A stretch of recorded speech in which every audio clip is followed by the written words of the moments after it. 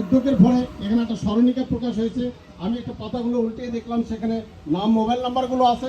অন্তত এই বইটাও যদি সকলের হাতে থাকে, আমরা নিজেদের মধ্যে যোগাযোগ করাটা আমাদের জন্য অনেক সহজ হবে। আজকে যারা বিশ্ববিদ্যালয়ে পড়ছে অথবা আগামীতে বিশ্ববিদ্যালয়ে ভর্তি হবে, এই যে এখানে ভাইয়ের কাছে যেটা শুনলাম, যে এমন আছে যে বাবা মা গরিব কিন্তু তার ছেলে মেয়ে তুখোর, তারা ভালো রেজাল্ট করছে, ভালো একটা জায়গায় ভর্তি হবে, সেই অ্যাবিলিটি নাই। এখন যে যুগে আমরা বাস করি, আমরা যে যেখানে রয়েছি, আমার কাছে মনে হয়েছে যে এরকম যদি কোনো সমস্যা থাকে, এটা যদি আমরা কেউ জানতে পারি, এই ছেলের ভর্তি হওয়ার কোনো সমস্যা না, তার চলার মতো করে একটা উপায় করে দেওয়া, এটা এই যুগে আহামরি কঠিন কাজ না। এটা ইনশাল্লাহ আমাদের পক্ষে সম্ভব। আমরা যারা যে অবস্থানে রয়েছি, আমরা সবাই মিলে যদি চেষ্টা করি, ওই ছেলের ভর্তি থেকে সে বিচ্যুত হবে, এটা কখনো হবে না। আমরা ইনশাল্লাহ এই চেষ্টাটা আমরা করতে পারবো ইনশাল্লাহ। তো পাশাপাশি এই এলাকার বিদ্যুতের কথা আমাকে বলা হয়েছে, এখানে অ্যাপ্লিকেশন হয়তো করেছে, শিক্ষা প্রতিষ্ঠানের কথা বলা হয়েছে। আমি আজকে কথা বলেছি যে যেটাতে পল্লী বিদ্যুতের হয়, আমি ঢাকা হেড অফিস থেকে আমি কথা বলবো, ইনশাল্লাহ খোঁজকে আমি জানাবো। এলাকার ছেলেপেলে যারা আছে, যারা নিয়মিত যোগাযোগ করে, তাদেরকে আমি জানাতে পারবো এটা অগ্রগতির কতটুকু। আমার চেষ্টা থাকবে ইনশাল্লাহ। সফল হতে পারবো কিনা এটা পরে বিষয়, কিন্তু আমি চেষ্টা করে দেখতে পারবো। তো তেমনিভাবে যে কোনো বিষয়ে আপনাদের যদি কোনো মনে হয় যেন আমাদের সঙ্গে শেয়ার করা প্রয়োজন, আপনারা নির্দ্বিধায় শেয়ার করতে পারেন।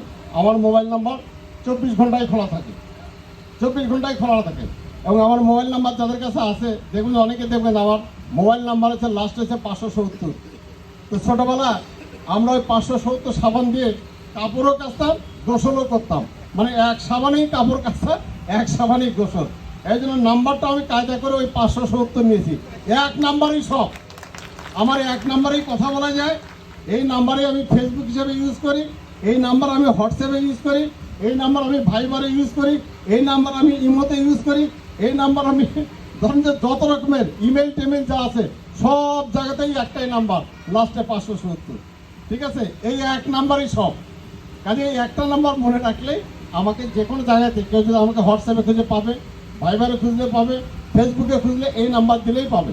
ঠিক আছে, তো আমার নাম্বার অনেকেই আছে, ইভেন যে স্মরণিকা যেখানে প্রকাশ হচ্ছে সেখানেও আমার নাম্বারটা সেখানে দেওয়া আছে।